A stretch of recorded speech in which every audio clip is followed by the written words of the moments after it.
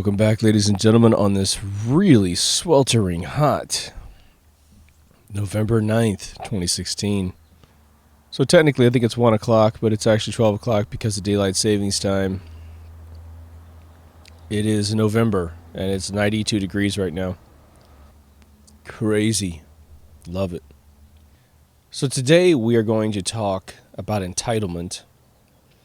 And unlike most of the episodes where I talk about something into something you want for yourself, or something you're trying to, gain a conversation thread on so you could have a conversation with someone else, we're going to be talking about those people with entitlement and not talking at you as if you have any entitlement. Now, we probably all have a little bit, but there are some entitlement that I think is just, and some entitlement we have to remember, like the Republic, where you have inalienable rights because you exist.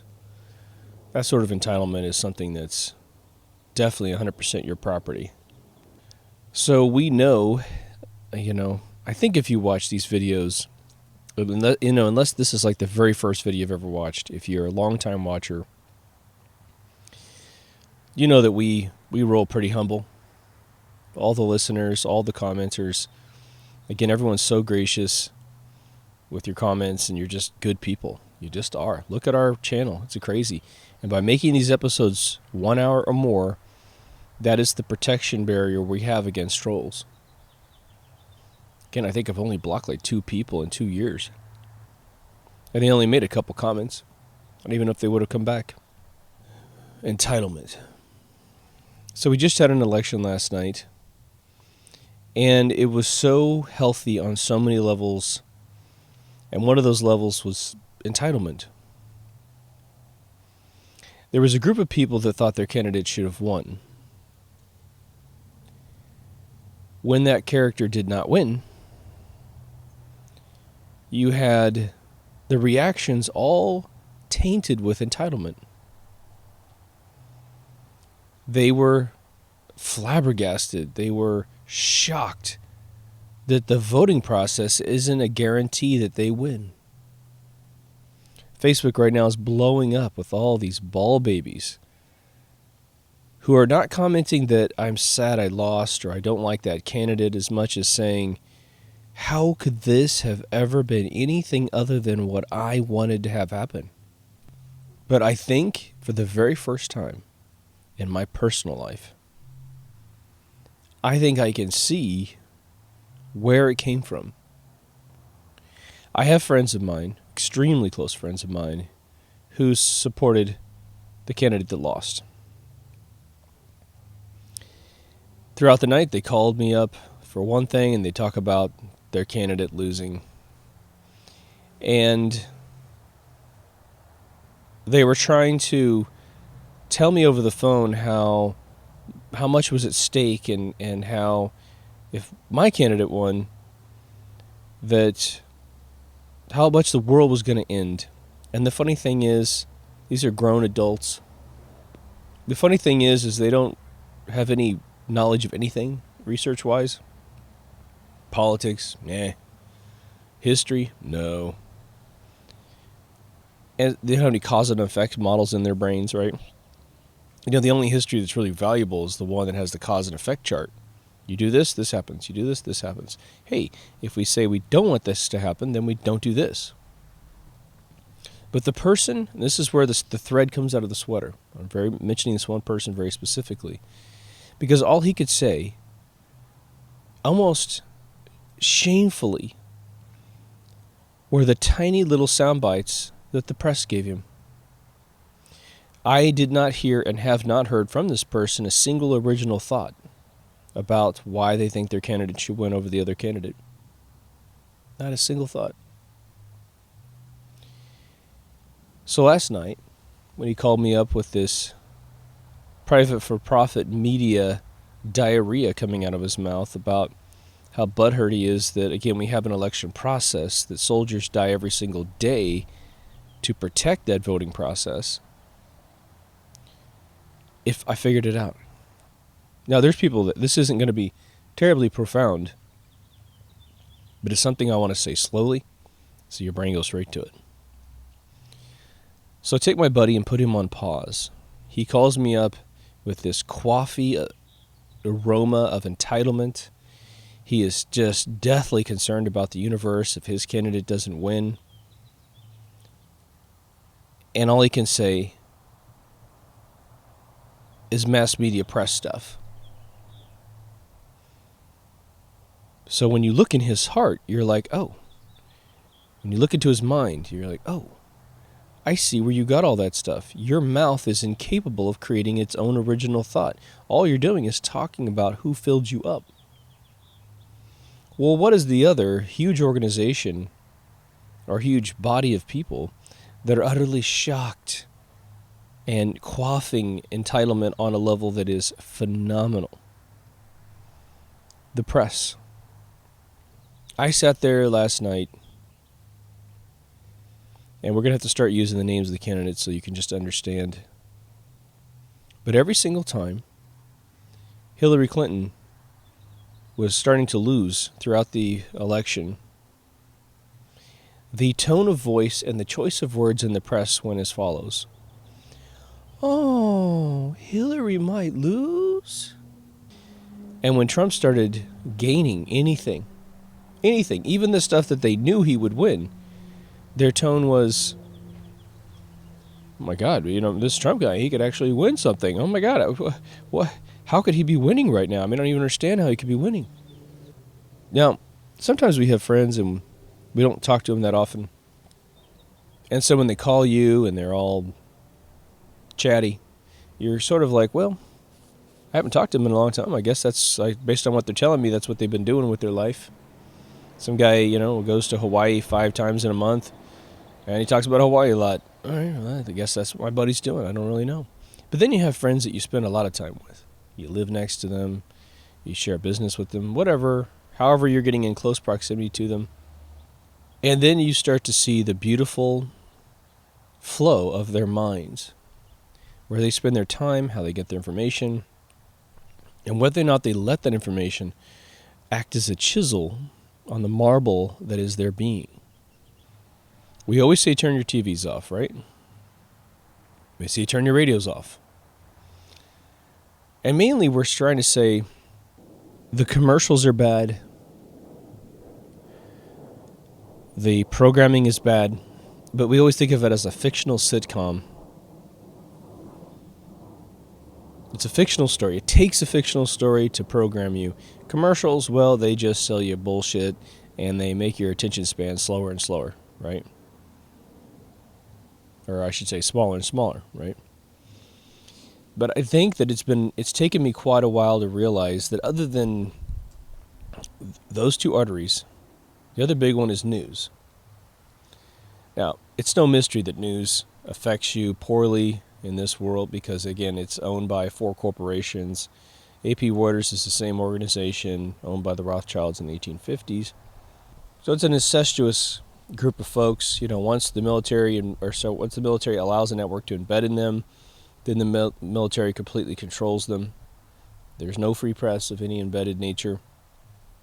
If you even have one group embedded in one theater of war, they get to control by proxy the entire news organization, and that's the case. That's the way it works. Okay. And it's probably tough to say, we're going to have a war, we're going to have reporters that can report, and there's no precaution about how that's done. There has to be some protocol if you embed yourself in war, because you might know troop maneuvers, you'll know base locations. All that information is very vital to how the war turns out. Not that we should be at war at all, but once we embed, they shouldn't allow embedding, and then there should be a mechanism to view what's going on, but not to view privileged information. I think you feel me. Okay. But I don't think that a sitcom programmed my buddy. I don't think that a commercial programmed my buddy necessarily. Maybe an ad, political ad, but only political ads. The news programmed my buddy. Now let me make an analogy here. What if somebody said they loved music, they listened to music a lot, and you go, well, really? Well, what do you like? And they sing a little jingle to you. Shave and a haircut, 2 bits, right? And you go, oh, well, okay, that's kind of interesting. Can you sing another one to me? And it's all like soap jingles, really tiny little 1-sentence songs. Now, without asking them any other questions, by just repeating, please sing me another song, please sing me another song, you start to realize that whoever you're talking to doesn't really listen to music.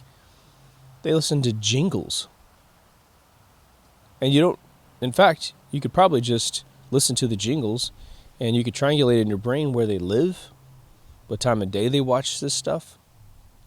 You know, if it's a bunch of AARP commercials, they're probably watching in the middle of the day, you know. If it's a bunch of toy commercials, they're probably watching a Saturday morning during cartoons, right? But my buddy's little one-line catchphrases about why the world was going to end if Donald Trump made it into presidency were straight out of Hillary Clinton's pedophile-layered, Podesta-driven campaign.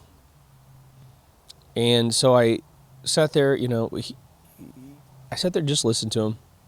I know that he was hurting and he needed to vent, so I'm cool with that. No sweat off my back. I fully thought Hillary was going to steal the election, quite frankly.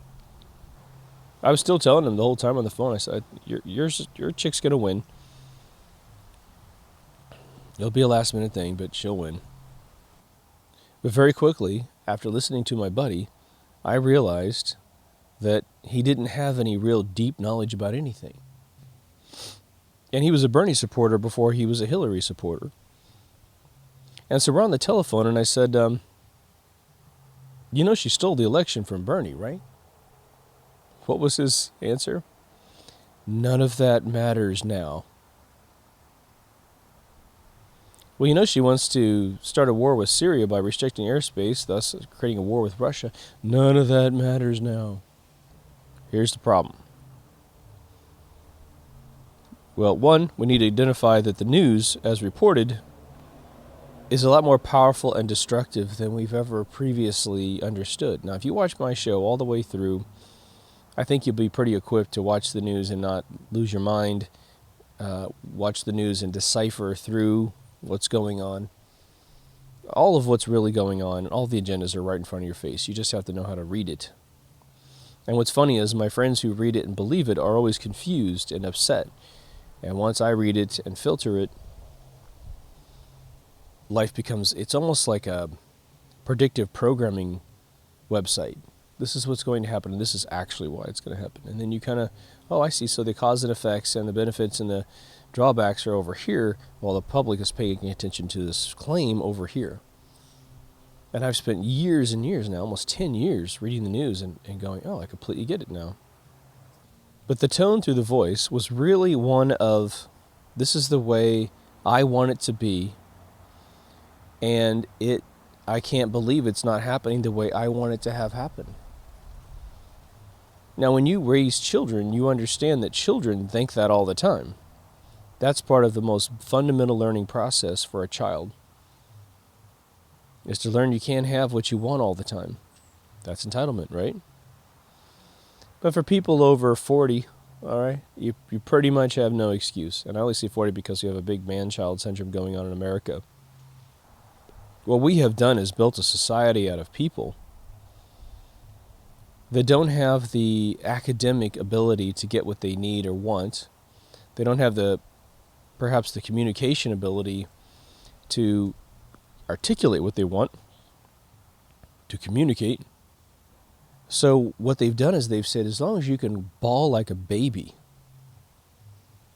and lean on one of these crutches that we've created for you, take your pick.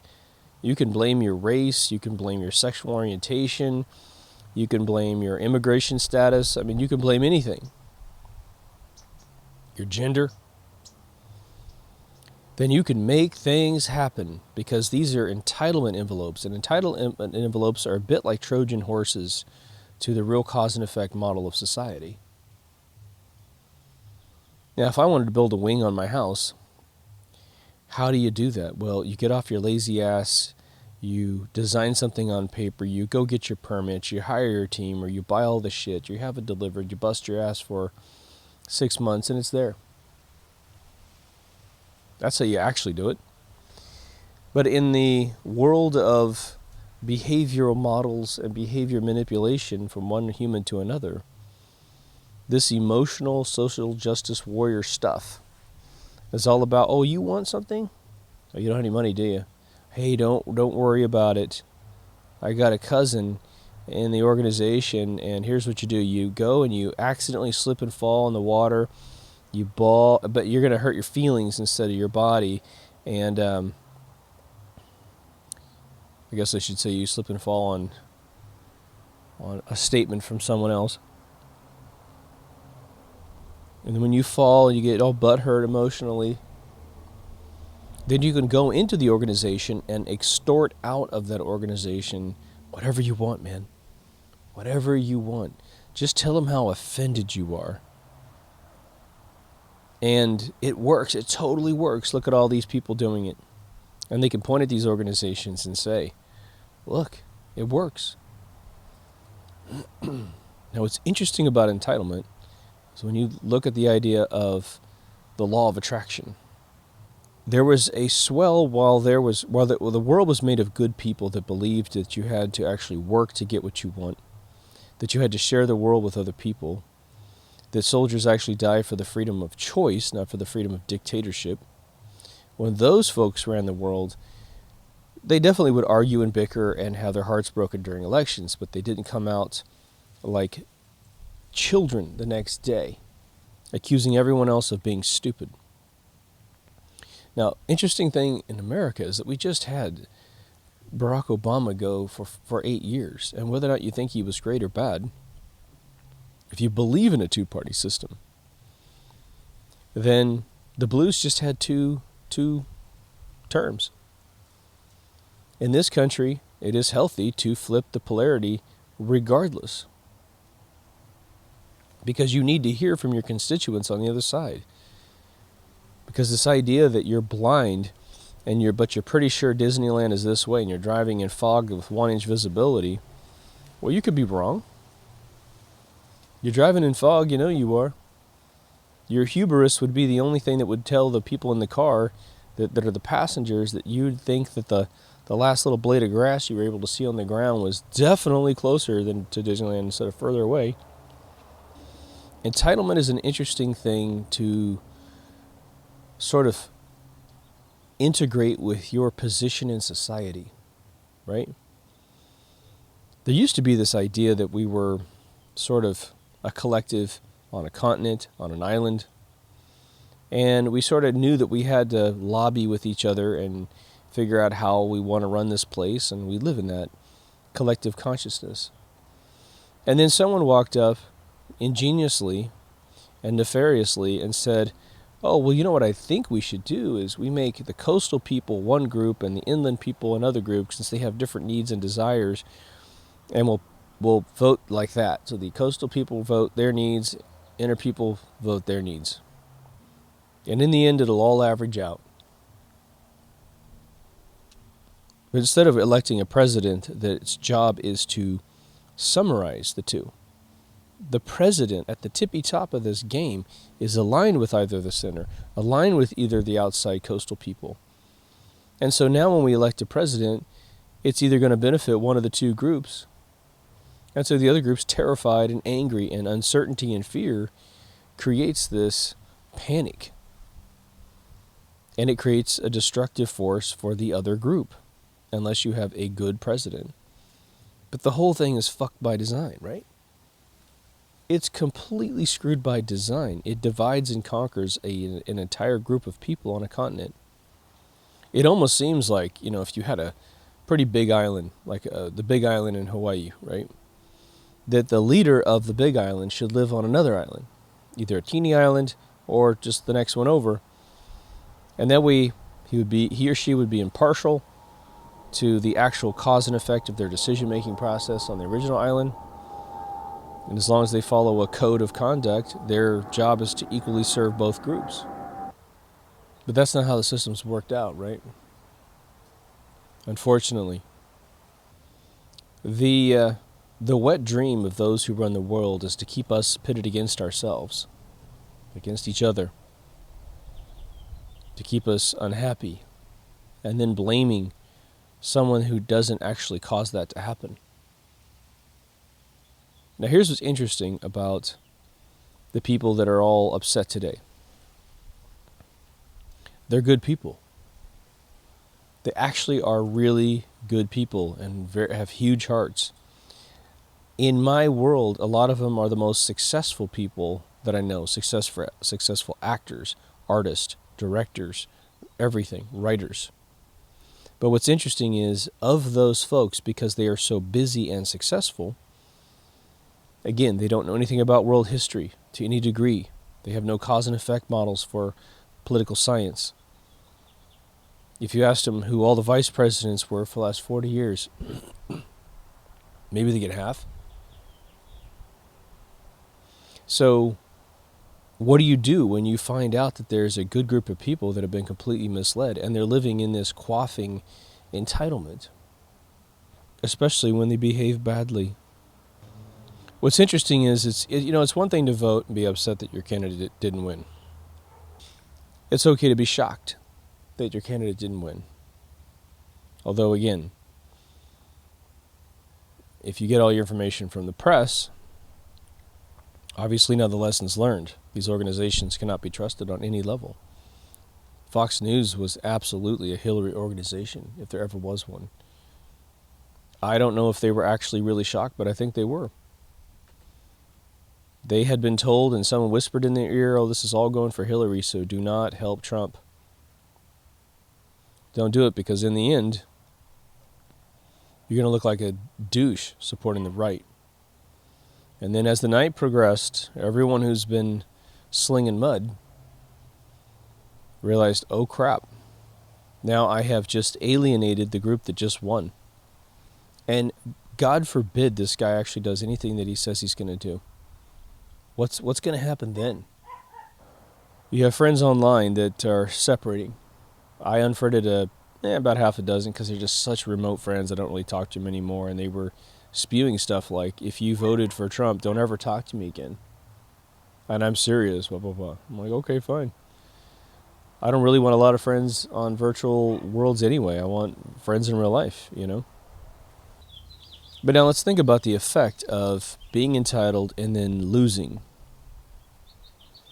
Now, what if we didn't have a press corps that was a private for-profit press corps embedded with the government such that they are controlled by the government, and so they never push forth this notion that your candidate was guaranteed to win because we did some polls and oversampled your side versus your opponent's side? That's what happened. That's why all the polls were all messed up, and everyone kept trying to tell from the right, we're trying to say, from the center, I should say, we're trying to say, look, they just sampled, 40% more Democrats than Republicans. Of course, she's going to squeak by with an approval. But even with a massive surge and disproportional sampling from your side, she only wins by a point or 2 points, which means if you balance that whole thing out, she's going to lose miserably. And so expectations are never an attribute of entitlement. Your expectations are whatever you want them to be in an entitlement model, right? And really, again, we're talking about those people who are entitled. I'm not talking to you personally. So the wild feedback loop. A feedback loop is where a signal gets louder and louder and louder and more powerful because it comes out, goes in, goes out, comes in. And once you put your guitar up to an amplifier, you get that thing. Put a mic next to an amplifier. The real mindfuck in this whole thing. Sorry, I just got to use a few words because they're the best words to use to make my point here. Is that people already had this entitlement from previous experiences before the election came by, that they just get what they want. They whine and they cry and they bawl, baby, and the parent just gives in, right? The parent just gives in and gives them what they want. By having a president that is a horrible parent of a country, and because his job is to keep us divided, he kept passing laws, extra laws on top of things, to satiate this and ferment this sort of centrifuge of human beings that know very little about how the world works, But their egos are so massive because perhaps their professional careers are very successful that they have this God syndrome about everything. I know everything because I know this one thing really, really well. And what's funny is the more my friends have exceptional talent and exceptional records with their talents, they're celebrated actors on television, celebrated actors in film, celebrated directors in film and television, writers, etc. They were the most entitled people. Now, there's plenty of folks with no backgrounds like that, but they're the new breed of, hey, I'm actually very unaccomplished in life. I don't want to think that about myself, so I'm going to think this other fantasy thought about myself that I'm super accomplished, and that'll feed, and I'll just live off entitlement sandwiches, you know. But by the news fermenting up in their brain that they were going to get their way one more time, it's like Veruca Salt's father who just pays for everything that she wants. She wanted a golden ticket, so what does he do? He opens 1 million cases of chocolate to get 1 bar. It's just brute force, right? Well, what's happening inside the brains of these entitled people, it's a brute force algorithm of, I will just will it into my life. And because they get surrounded by folks that just like them, who would rather be entitled into a career than study and get good at a career, let's just say as an example, when it doesn't work out, when the rest of us are completely fed up with this ball baby society, this emotion campaign. At the very end of the campaign, what was very fascinating to me was that Donald Trump says, let's make America great again. And that's defined by great jobs, great education, taking care of our veterans, and a bunch of issues. Hillary's last statement to her entire body was, don't vote for hate. Now, when is it that you're picking a leader for your country and you don't tell them how, or that you don't care about the issues of what she's going to do? My buddy has never listened to me once, not once, and we've had plenty of conversations about any issues of Hillary's campaign. When I asked him outright, I said, look, tell me what you think Hillary's running for. It was like crickets times 10. The other thing that's interesting is that the amount of Democrats, or I shouldn't say that, the amount of folks that were supporting Hillary in my circle of friends who don't believe that you should have the rights for guns. Seriously, you don't have the right to even have one, let alone hunt with one, defend yourself against one, who said that they said either directly or indirectly that they would shoot Donald Trump, which is thankfully now an utter felony, right? It's interesting how they were going to the darkest place you could possibly go. But let me tell you where this is coming from, and let me tell you why my friend's saying this. The Democrats are, or I shouldn't say that, the folks that supported Hillary through this thing are very unhappy with their lives. Extremely unhappy with their lives. They're into the game of pretending that they're not unhappy, but they really are. And when you have a very unhappy fabric to your life, things aren't working out the way you want it to, you believe, again, you're entitled to a bunch of stuff that may or may not be something you deserve. It's even more frustrating when you do deserve something, right? Because you've worked hard your whole life. But this idea, what ended up happening with a lot of my friends was I could see that they're very self-loathing, or at least they hate their life. They may love themselves, but they hate their life. Trump was a nice punching bag for them. They just externalized everything onto this guy. And the funny thing that just works beautifully, and there's more psychology to this, and maybe I can create an episode on it once I figure it out more myself, is that one of the campaign folks for the Clintons in the 90s came out and he said, look, one of our tactics that works brilliantly is that if we're guilty of something, we drum up charges through paid-off tabloids and press to accuse our opponent of that, right? So, rape charges accused against Trump were always rape charges that were actually done by Bill Clinton. This idea that Trump was going to cause World War III, when it's actually Hillary is talking about launching nukes and declaring war on Syria and Russia in her campaign stomps, right? This isn't some covert back, meeting or a WikiLeaks chain. This is her telling you why she should be elected president and saying, when I give the order for nukes, you got 4 minutes to comply or else, right? So that's a very effective technique. Accuse the other guy of what you're guilty of. And it just confuses people that don't spend any time learning anything, right? So right after that election last night, something really interesting took place. Oregon, California. Portland, Oregon. Now, if you were to go to Portland, Oregon and talk to the people there prior to, any election, if you're out of the sequence of elections, and you just ask them how they are as people, they would tell you that they are the nicest, most heartwarming, loving, caring, giving people. And I've been there, and that's definitely sort of the thing that I saw. But you know what happened last night? These crunchy people got into the streets of Portland and essentially rioted downtown. I don't think there's any structural damage. A friend of mine was down there recording live on Facebook. He was doing a live streaming on his phone. Very interesting to watch it live. I think he filmed 4 hours continuously. It's pretty wild. I just kept jumping in and watching. I'm like watching downtown Portland live, which is the best kind of journalism you can get, right? But I woke up this morning, and I was reading through the rags online, and it was that people chanted that they wanted to kill a felony capital murder, common law buster, Donald Trump. That's what they said. They wanted to kill Donald Trump.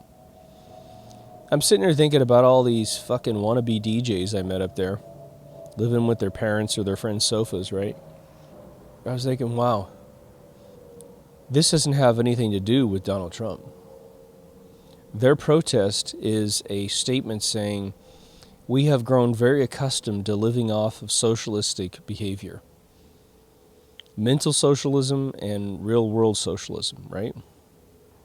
And we will kill so that we don't have to actually grow up and be real, responsible human beings. We will kill so that we don't have to acknowledge the Constitution of the United States.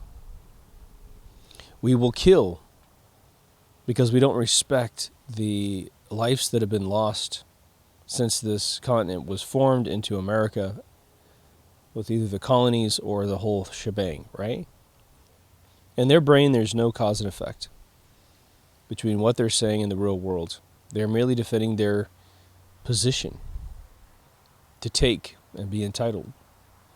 And what's interesting about it is that if any one of these people were to come out, say 2 years from now, stand downtown with a bullhorn and shout on a bullhorn that they wanted to kill the President of the United States because they're upset,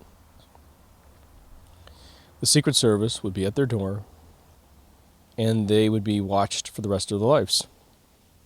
Believe me, their GPS would be tracked for the rest of their lives when it comes to political appearances of any politician, because this person has threatened the commander-in-chief, regardless of who that person is. If you can get to that level, it's almost like saying someone can kill a child. Well, if you can rationalize killing a child, then there's nothing that you can't rationalize. But what's great about the whole thing, for me, is that there's a lot of folks that hide who they are.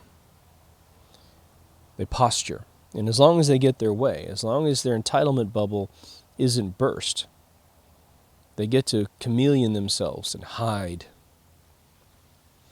But the beautiful thing about the election last night is that we turned these folks inside out.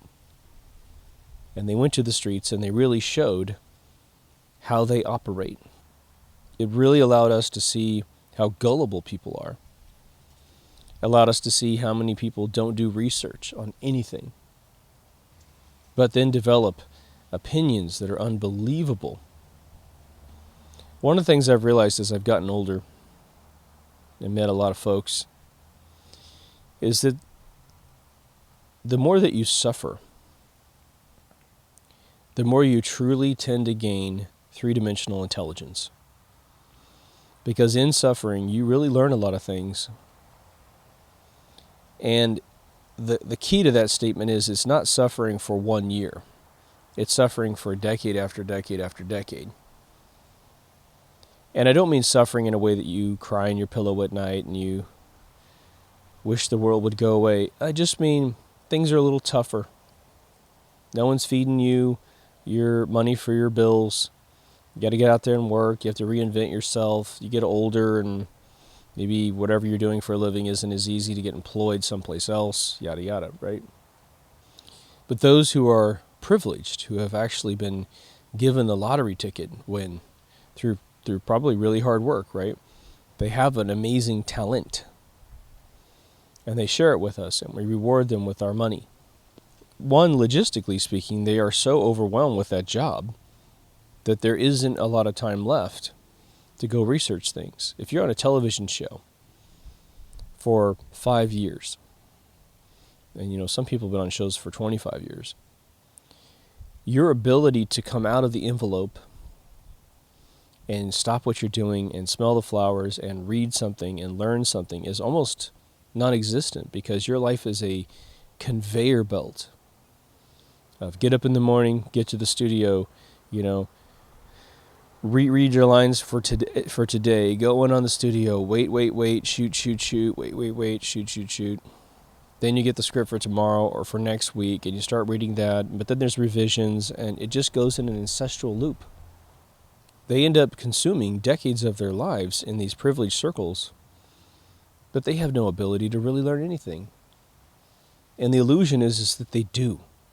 The illusion in the Midwest, let's just say, is they might view a Charlie Sheen and go, oh my God, he must have so much money. He's got the time, and he's going to just hire the best tutors in the world, and he'll become an expert in all things he wants to become an expert in. I'll tell you, if anyone really pulls that off, they've worked really hard to pull it off, or they took a break, or when their show is not being filmed, they really, instead of just recharging their batteries, they went into the acidic world of learning, I say it that way because they would maybe view it that way. So in that regard, we have celebrity worship sites that ferment this social justice warrior thing.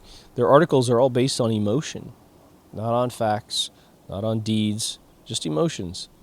So-and-so got offended, and therefore, boom, boom, boom. So when it comes to like a celebrity telling you what you should do with your life, I will promise you that regardless of how much money they have in the bank and how much of their crap you own, they are absolutely categorically not the people to listen to develop any expectation of life or to figure out how to carve your own life. Even when a Neil deGrasse Tyson goes from being a professor to being a television personality, he is no longer re-engaging the learning process. He's cashing in every day based on the knowledge he had when he came in. As long as he's slightly smarter than everyone else, he's a genius, and that's the way the world works. Perceptively, right? So again, this episode's sort of about you and I having a pretty good grasp on entitlement, meaning that the world's fair, which means that anything can happen. The people that say, well, life isn't fair, I say this every once in a while, but the idea is, yeah, it is. It's totally fair. You could lose and you could win. And the only thing that would remotely put odds in your favor would be to learn about the world, learn the rules that rule you, as we say on the show here. And then maybe you could tip it 1%, 0.5%, if you're super duper lucky, a deep percentage. But what do we do? Because we're talking about rebuilding the bottom of the pyramid, right? So how do we go through every single day and sort of fix this fabric of entitlement? Well, how would we describe the group of entitled people? How would we categorize them so that we can develop different strategies for each group? Well, we know we have children that are, say, 13 and below. We have teenagers, pre-adolescent, and then various stages of adult. You have your single adult, you have your married adult, you have your grandparent adult. And then you have a bunch of different cross proliferations, right? Some people don't have any kids. Some people go to bars every day. Some people listen to music from their teenage years all the way up into their 70s because they can't handle modern day stuff, which I don't blame them. Well, the only thing we can do with kids is parent them. The beautiful thing about kids is they haven't really gotten off on any bad habits. And if they have bad habits, well, it's a hell of a lot easier to pound out of a child than it is out of a person who's been doing it for 10, 20, 30 years. I find that with children, the main thing that they know is a lie. They know an adult that's around them that lies. And it's very simple as a parent to become that person. You lie to them all the time because you think that that will help them out. With my kid, I told her really quick, I said, look, I'm not going to tell you every single thing that happens in the world because sometimes it's not fun, and I don't think I should expose you to that. But if you ask me any question in the world, I will absolutely answer it truthfully to you. Now, I know personally if she asks me things that I think are going to freak her out, I then prep her for the answer before I give it to her. I make sure that she wants the answer. And it's worked out beautifully. But the number one thing is obviously you don't always get what you want, as Mick Jagger would say. But you do always get what you need. That's the interesting thing. Such a great song. It's never too late to start restarting expectations and resetting expectations with anyone or anything, right? Just be gentle with it, right? To say, I understand that we haven't really been talking about this, but I understand why it looks like this should just be a foregone conclusion. It should just go your way. One of the biggest things about this year's election for America was that we have an American dream. And what's weird is that as the kids who are really angry about someone trying to repair it, what that'll do is it'll take them from a socialistic mind stance of saying everything should be given to me to, okay, we fixed it. We fixed it all. There are plenty of jobs, plenty of great education. Now, you're at the starting line of your life and your destiny. Pick a direction, pick a vector, pick a target, pick a waypoint path. And I'm going to fire this gun and you go get it. Well, that means work and effort. The notion is that they're tired, they're angry, and to be back at the starting line is going to be very painful for some folks. Now, I got friends of mine that are much older than I am who have had all their money stolen from them because of busts, the economic busts. And so they saved up their whole life, and it's all gone. All that money's gone.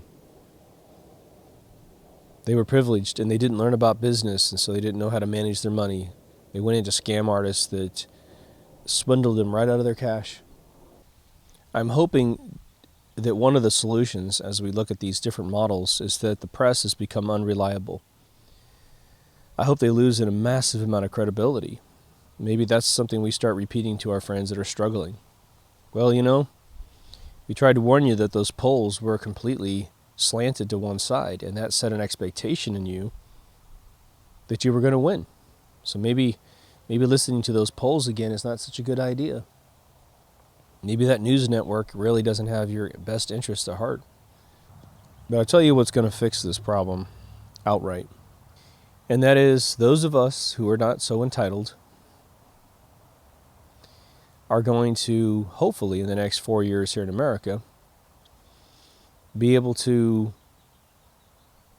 get our destinies a little easier. The amount of work to get the destiny, hopefully, will be a little less challenging. Getting a great education, hopefully, is a little less challenging and a little less expensive. My buddy said something very insulting. Here I am, a Trump supporter. He's calling me up, and he absolutely knows I'm a Trump supporter. He angsts over that, right? And he starts going into the deplorables argument. He starts telling me, well, the reason why this idiot's winning is because all of these ignorant people in the Midwest are voting for him. Now, if you want to know the maximum arc of absolute entitlement, and oblivious mindset. I want you to think about that for a second. He is talking to a guy from Kansas who's a Trump supporter.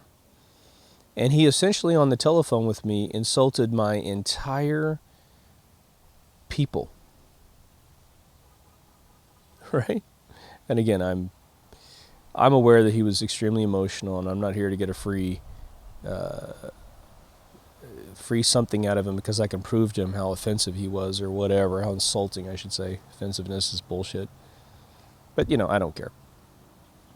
But that was his choice of words. And so I'm sitting on the phone with them, and I said, yeah, the deplorables, that's what you're talking about, right? And the thing is our mutual friends who are the most wealthy, accomplished people are all from the Midwest. They're millions of times more successful than he is financially. And he's insulting as best he can to rationalize why his entitlement, why he didn't win, right? Because entitlement means you win all the time. All you have to do is want it and find a couple other people that want it too. But now here's the thing. I'm sure there'll be some reprisals against, the United States for daring to elect someone who's not part of a secret society, right? Who isn't embedded with banking. I'm sure there'll be a bunch of punishment acts that they'll do on us. But in the end, if with a fully red Senate and House and presidency, if they're able to get things done quickly, life might get a lot better in the next 4 to 8 years. And I think we just quietly use this opportunity to not complain and not get into arguments with people and just go get our destinies. And in the end, those who are continuing to riot in downtown Portland, Oregon, they'll be living, again, with their mothers, living on sofas with their friends. And by the way, revered by their friends for doing so. I think it's hilarious. Last time I went to Portland, they introduced me to a guy, and he said how amazing he was. Then they said, they pulled me aside, and they go, yeah, he's living off his father's money, and he doesn't work. He's a great DJ. Thinking, okay, where's his records? Like, I hang out with a bunch of people at the time that were 15, 20 years younger than me. I don't hear anyone listening to his music, so how great could he be? But they just were so revered. They just were so, enamored with this guy. Just weird. It builds a clan of ineptitude. So we need to get out there and get our destinies going. Honestly, on a global level, Europe needs to do what Britain does. Everybody needs to exit out of the EU. We need to get back to our own sovereign countries. We need to kick all these people out that have invaded and sequestered streets. We need to protect the dream of sovereignty and freedom. In America, we call it the American dream, right? Or it's really just America, the idea. The American dream is that you can bring your money here, work hard, or come here and work hard and make money and succeed. Buddy of mine last night, we smoked cigars after the election. And he said, you know what? He goes, we're at his, just sitting outside his folks' house. Father, extremely successful, raised 3 great kids, great mom, just a great family unit. And he said they moved here from Taiwan in the early 80s. And his father's like this brilliant oil worker. He drove like big oil rigs and stuff. He's a really super intelligent guy.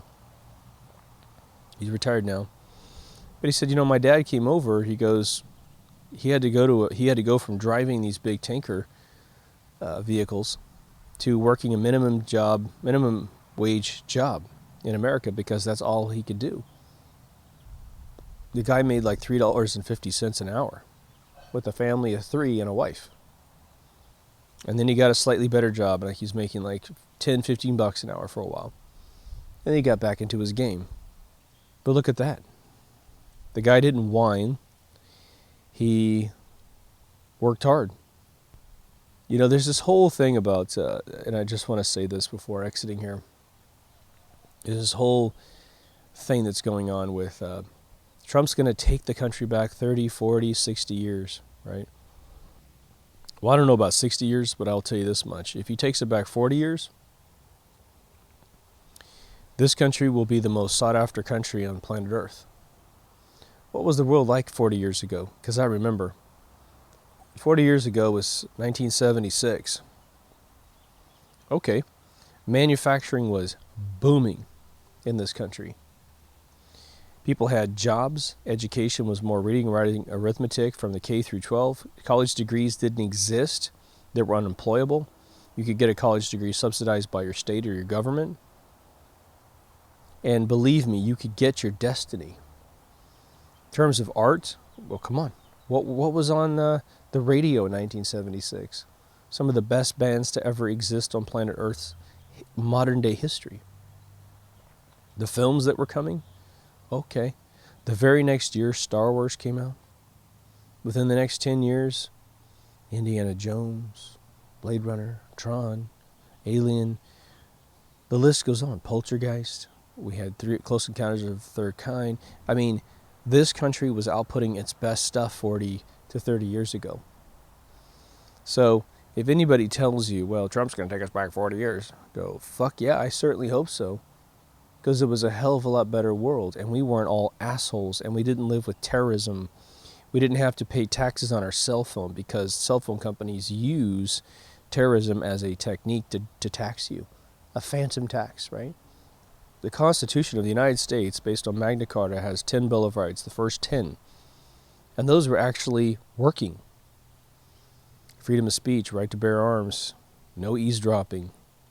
Unlike the Boston bombing, you didn't have to house soldiers randomly because they want to run through your house without search warrants. The biggest controversy we had was Richard Nixon getting nailed. Even that was over by 76. I actually don't think that any of my mega entitled friends who thought the election was going to go their way simply because they sat in their baby seat at the kitchen table covered in cream corn, smashing their hands down, screaming, I don't think they're ever going to listen between now and the end of their life. If they're in certain age brackets, they're going to die that way. And so, in a way, you know, we mourn people who die, right? They're wonderful people, and something takes their life somehow. And then we spend the rest of our lives being alive, mourning their loss, mourning losing them. Entitlement is almost like a zombifying disease, in my opinion, in my experience. I think that it has grown over and into some of my friends, and I think that their ability to appreciate and enjoy life is going to be curbed significantly by the virus. And so in some ways, we have death certificates sort of randomly being written for our friends. But the interesting end and rebirth to that metaphor is to say, I would imagine less than a single % will ever resurrect themselves out of the problem. You know, there's now going to be a giant army of people that will simply want Trump to fail and thus America to fail so they can be right. Because they're not big enough to change their minds, to be wrong. There's another group of people that are sort of sitting on the fence and going, well, you know, from my perspective, they think that Hillary should have won, but they're willing to kind of give Trump a try. Let's just see. But I'll tell you one thing about entitled people that might be useful for what we're trying to do here, which is to get them to live in a more equal society and not make everything a socialistic handout. And that is this. There's a force in the universe on a mental level called the haves and the have-nots, right? If you consider yourself a person who respects the vote, you respect why soldiers die all around the world constantly to defend the vote within their sovereign free countries, which is definitely the United States of America, you will endeavor to become a have, and that have will be your destiny. That will result in the have of your happiness.